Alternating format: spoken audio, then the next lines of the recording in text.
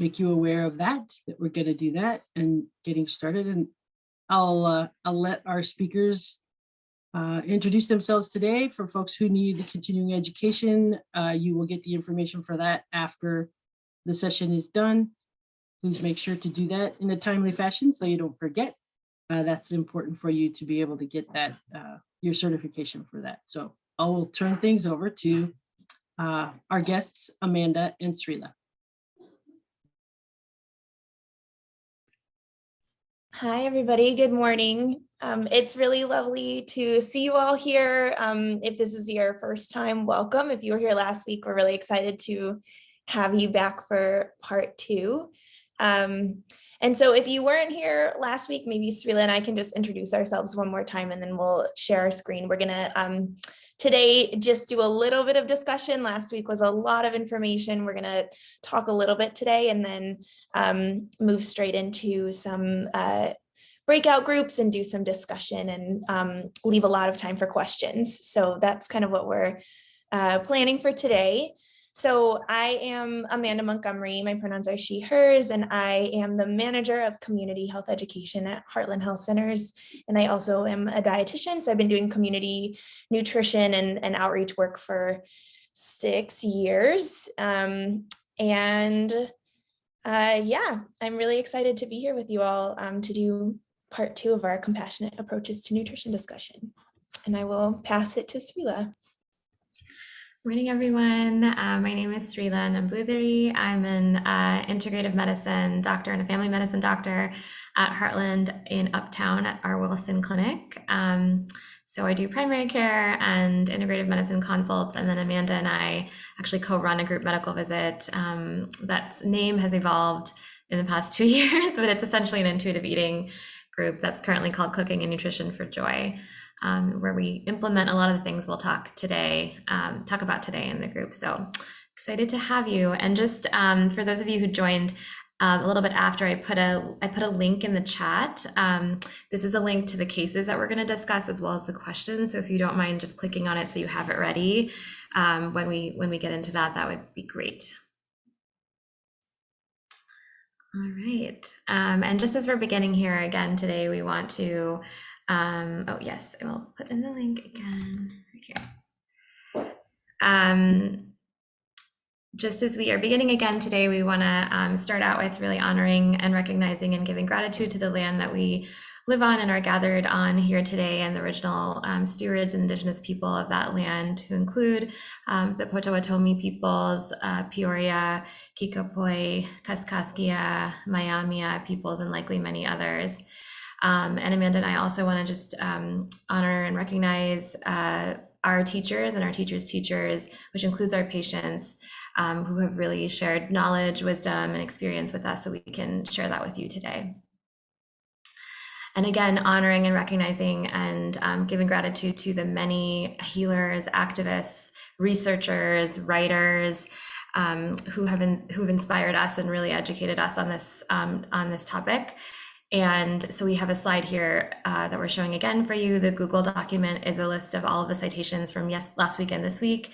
And then we also have, we know people learn in different ways. So we have books and podcast episodes and podcasts and different websites. If you're interested in, checking them out after this and continuing the journey on your own after.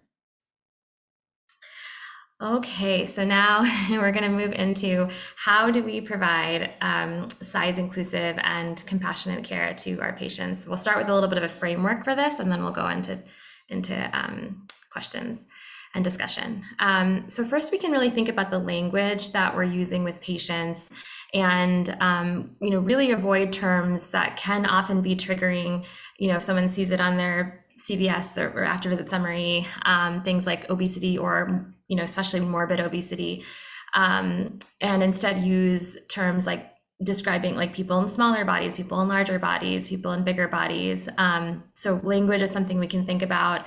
We can also think about the environment of our clinics. And just as we try to include imagery and artwork of people of all races and hopefully ages and abilities, also think about just representing people of all kinds and all kinds of bodies, and having blood pressure cuffs in the rooms of multiple sizes, really thinking about our patient tables, like the patient exam table, as well as chairs in our waiting room and in the table and in the patient rooms, that would fit all bodies, and avoiding scales if we can in the rooms. And just because it, again, can be very triggering for a lot of people. And as we hopefully planted a seed in people from last week, is not something that necessarily needs to be checked at every single visit. And really importantly, we can also recognize our own privileges and explore our own internalized fat phobia from, you know, culture and from training, and really just see how that might influence our blind spots and our thoughts and impressions, recognizing our own relationship with food in our bodies and seeing how that might influence our decision making, and it might influence how we counsel other people. And so you might ask, well, what if we don't talk about weight though with people? Like, what do we talk about? How do we talk about, you know, lifestyle and chronic illness? And I'm an integrative medicine doctor, and part of the reason I am is because I really think the most important thing is a person's story and their narrative. So I would say, you know, before counseling or really, you know, us talking, I think it's really important to understand where someone's coming from, understanding their story, you know, who's their support system, what happened to them, what matters to them in their life, what brings them joy, you know, what brings them meaning and purpose, you know, how do they express themselves, what's their creative expression, what are their spiritual practices, you know, what are their cultural practices, what is their employment situation and job situation like, what are their stressors, you know, so lots of things. And that's at the individual level. And then I think, as we talked about in the last presentation, I think it's also important when we see someone in front of us to think of them in the context of not just their own life, and not just their family, but also their community, and think about how marginalization has impacted their body, you know, and their physiology. And, you know, again, how historical and ongoing policies may be impacting them and you know, causing the stressors in their life. And we want to assess and address, you know, food insecurity and food and financial stability. You know, it's interesting, Amanda and I were just having a conversation about this last night with pediatrics, and how we have a growth curve. And if someone, you know, if a kid goes above the line, you, as a clinician, you sort of you're like, oh, I got to counsel on like, what are you eating? And, you know, without necessarily the first step being like, are you even getting like regular food? Like, are you able to even, like, is your child even able to eat food when they're hungry? And, you know, assessing, food security is huge, and access. And then also, like, and this is something I didn't learn in training, but like when we talk to patients about nutrition, really assessing if there's a history of or ongoing disordered eating, which, as I've become more aware of what that means, and I realize how prevalent it is in our society. And so if there's disordered eating patterns, or if there's a lot of weight cycling, like we talked about in the last presentation, or eating disorders, like really prior to giving nutrition recommendations. And then we all, you know to talk about health behaviors, I know. And really when we talk about them, so sleep, you know, movement, physical activity, stress reduction methods, rest, eating, doing that from, which I know we're all trying to strive for this, but a compassionate and like trauma-informed perspective, where we're really helping people to connect to and feel motivated from a place of like what feels good, and what brings joy, versus like the shoulds, like I should do this, and versus coming from like a shame-based approach. So really meaning like we're promoting eating for pleasure, for hunger, for satiety, for access, movement for pleasure, and, you know, not for a weight goal. And the basis of this approach really is just, again, like, and this is a lot of what we do in our group medical visit, but like helping people to explore what they're feeling in their bodies versus telling someone what they need to do. And of course, acknowledging, when there's trauma, there's often like dissociation from the body. And I would argue that most of us are not necessarily fully embodied all the time. And so, you know, I think there's things we can do at the individual level. And then I also think it requires like system level changes in terms of, you know, working with trauma-informed healers and different types of healers that can actually, like body workers and people who can really help people to kind of feel into their bodies again and feel safe in their bodies. And then ultimately, we're just recommending the same interventions and evidence-based interventions and that we do for people in smaller bodies as in larger bodies. So if I have a patient with diabetes who has a quote unquote normal BMI and has an A1C of 9, and I wouldn't, you're not trained to tell them to lose weight, but you are for the same someone with an A1C of 9 in a bigger body, the first thing is like weight loss that you prescribe, but like, why is that, why is there that difference? Can we understand like everything that impacts insulin resistance? So those are just some things to think about. And then really remembering, I love this meme Amanda shared. It's like, just, remembering that food provides so many things. Like, yes, we eat because we're hungry, and yes, we eat for sustenance for those of us that have access regularly to food and, and aren't, don't have food insecurity.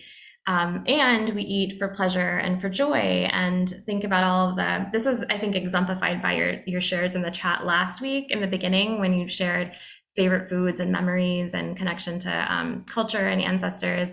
We eat for pleasure and joy, like holiday gatherings, family friend gatherings, birthdays, harvest festivals.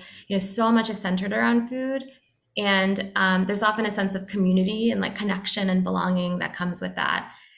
There can also be, though, fear around food, especially again, if we've had a history of disordered eating, where we thought like eating a certain food might cause a certain symptom in us, or if we've had an allergy in the past to a certain food that can come up, we can have fear around that.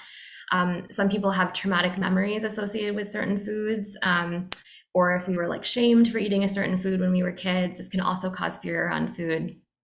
And we also eat for comfort, right? And to soothe ourselves. And often that comfort is associated with soothing or joyful memories. We also eat for certain tastes and textures. This is something I wasn't super consciously aware of until Amanda and I started doing this group, but like crunchiness or creaminess, which gives a sense of, it's not just pleasure, comfort. There's so many aspects to taste and texture and how that impacts our bodies. But I think about myself, I love crunchy. Like if I have to have a soup or oatmeal, something that's softer, I want to have like nuts and seeds and stuff that's like crunchier in it. And we also eat, for certain smells, right? We know that smell is so directly connected to memory. I think about myself. One time my parents are from Kerala in India. So a lot of our food is like coconut based, like grated coconut, and plantains, mangoes. And so whenever I'm like roasting coconut, on the stove, it's like the smell, I just like it, directly back to when I was 8 years old. My dad's like grating coconut in the kitchen. And so it's so much more complex than, eat this, don't eat that, or like this is, has these vitamins. Like there is nutrition, of course, that's important, but it's just so much more complex. And so it's important for us to really acknowledge that for ourselves and for our patients. And where food is pleasure and comfort and community and belonging and identity, food is a self-soothing tool for stress, right? It can be very effective. And so we can explore food in that way when we're eating in a really embodied way. So like really feeling into that pleasure without feeling shame, and we can encourage, and so that is valid, and we can encourage other tools for soothing and self-care, like breathing and all the things I'm sure you all know about and encourage for your patients, guided visualizations, gratitude practices, ritual, mindful movements, dancing, singing, swimming, a lot of things you guys reading mentioned in the chat, cooking, baking, connecting to our ancestral practices, right? Being outside, listening to music, all of these things can be our tools, and food can be as well, if we're doing it again in this kind of embodied way where we're really, really connected to the experience of it.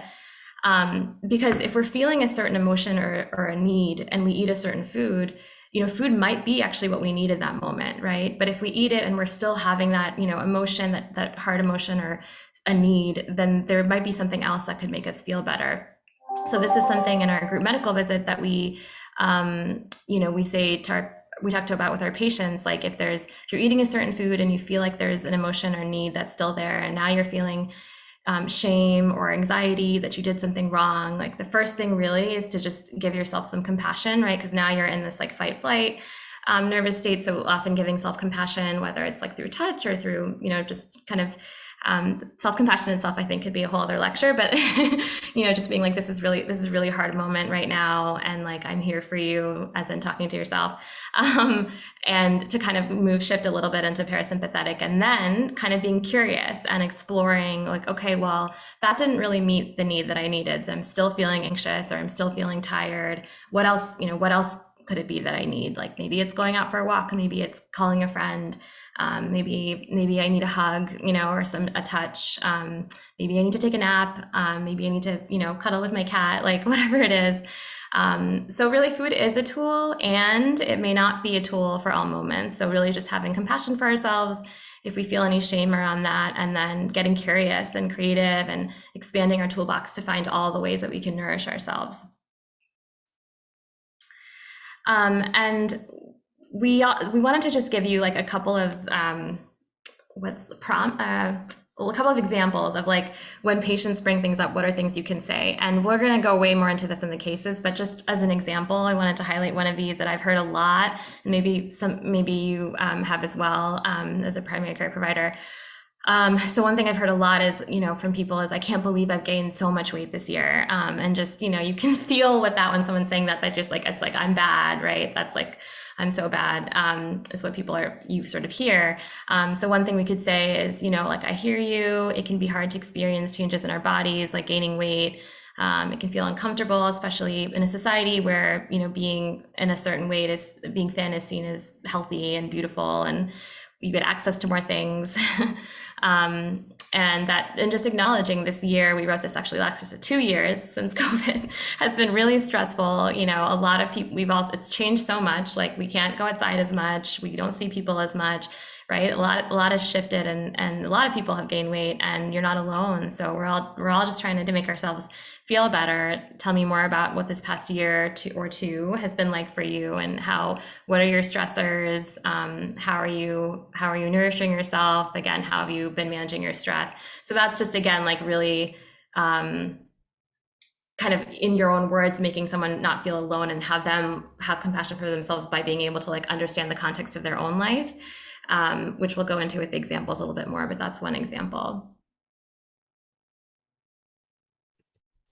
And then I'm just going to share another example that I think is something I see all the time, or maybe you all have too, right? Of patients or family members or friends or whoever saying like, oh, I've just been eating so many sweets, or I can't stop like eating, chips or whatever it might be, right? And so I just want to put this in context for you all too, if you can imagine, if you've ever had a week or a day where, it's just been rough and you haven't been sleeping well, maybe you're really stressed, you have a lot going on, and maybe you do feel like you notice yourself feeling hungrier more often, and like maybe craving those snacks more, or reaching for those things a little bit more frequently.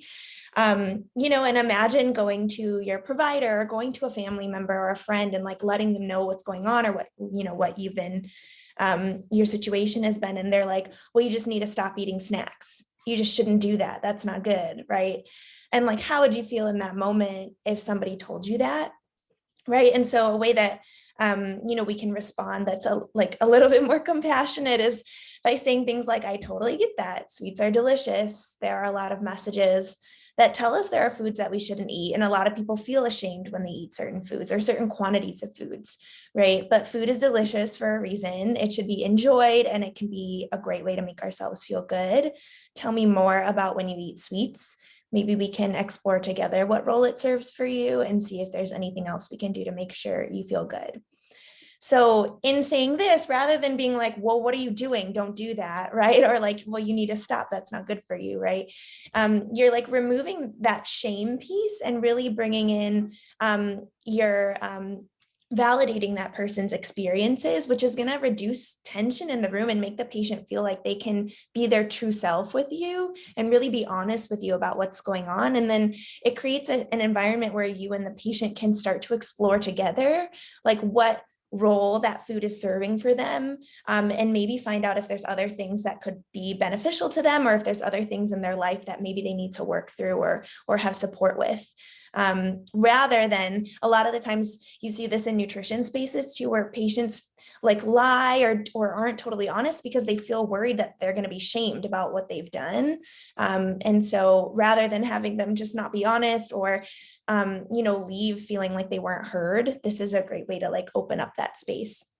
And then the acronym on the side, RAINS, is a really useful tool. Srila actually mentioned that earlier and thinking about the toolbox, right? But if patients are coming in and feeling a lot of shame, it's a tool to really help kind of accept, something that happened. Like if you ate a whole container of cookies or something like that, right? And you're feeling really bad about yourself.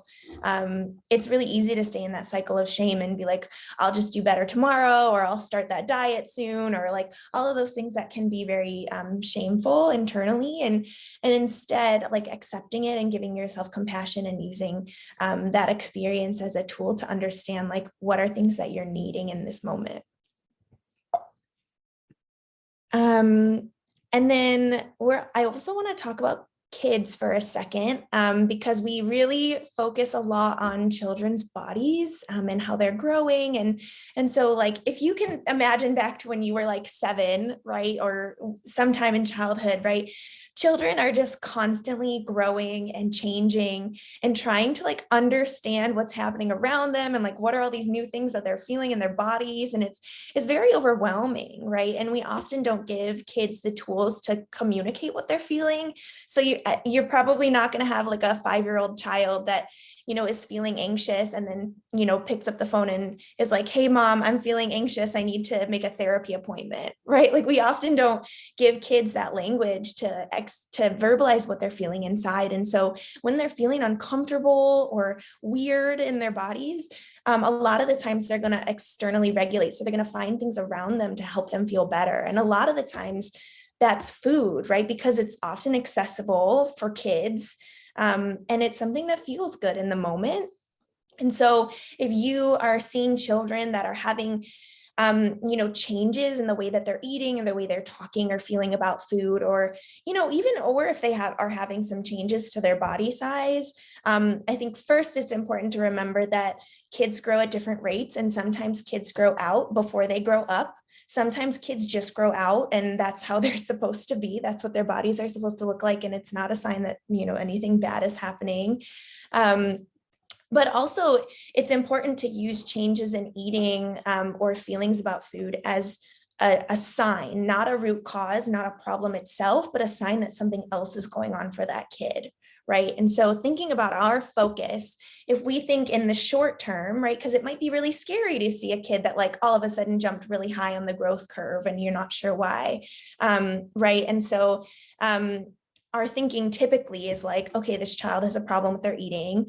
They're overweight. They need to watch their food and exercise more so that they can manage their weight and be healthy when they're older, right? Which is like what we're taught a lot of the time in school, is that kids that are overweight when they're children are more likely to be overweight when they're adults. And then they're set up for all of these like negative health outcomes as adults, which is not necessarily true, as we've talked about in the first presentation.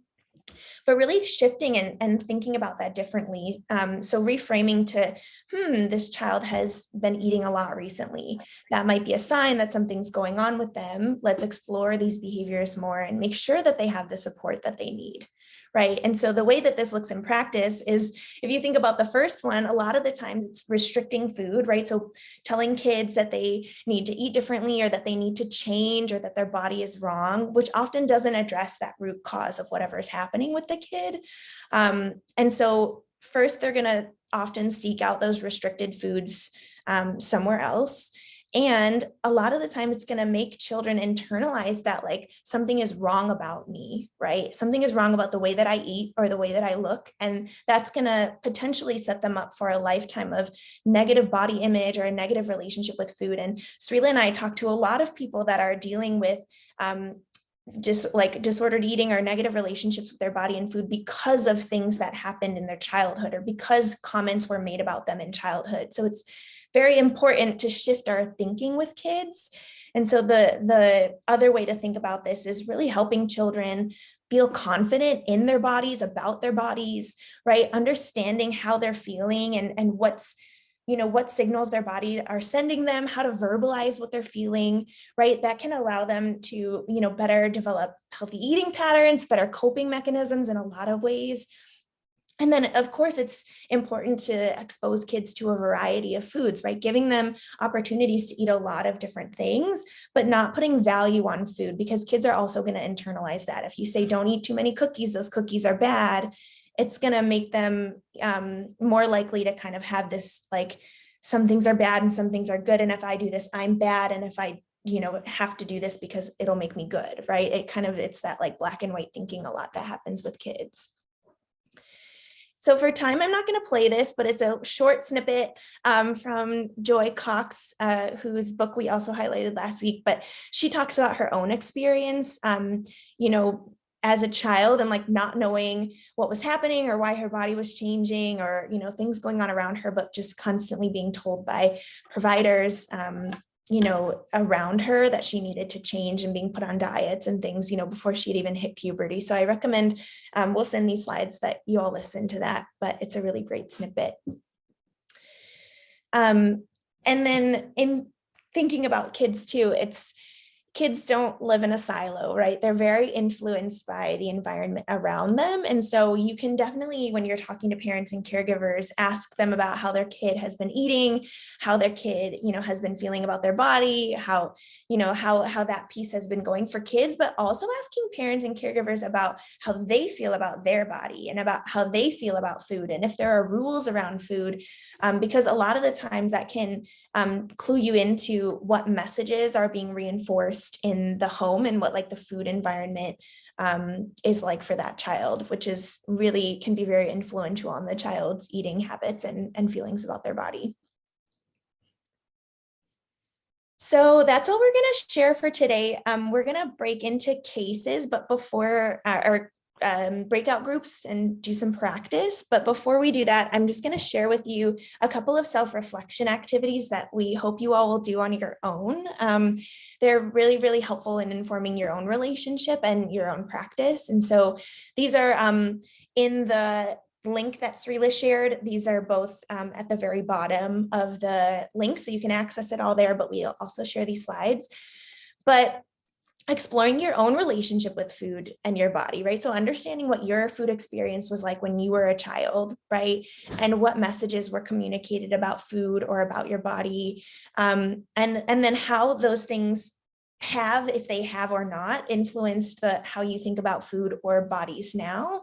It can be really helpful to understand your own actions, which then influences how you talk to patients as well. And then the other one is just reflecting on your own experience with fat phobia. Like Srila was saying at the beginning of the presentation, we all probably have internalized fat phobia because we live in a society that is extremely fat phobic, right? And so it's important to understand how that shows up for you. And yeah, what that looks like for you, because a lot of the times if we have that internalized fat phobia, we're going to project that onto the conversations or the way that we practice with patients. And so this is kind of a first step to understanding how to separate yourself from that when you're in the clinic room with patients or wherever you are with whoever you talk to. So I'm going to pass it over to Srila to share what we're going to do with the case studies. Yeah, so now we are going to do the fun part where you all get to talk to each other and then we come together at the end and discuss.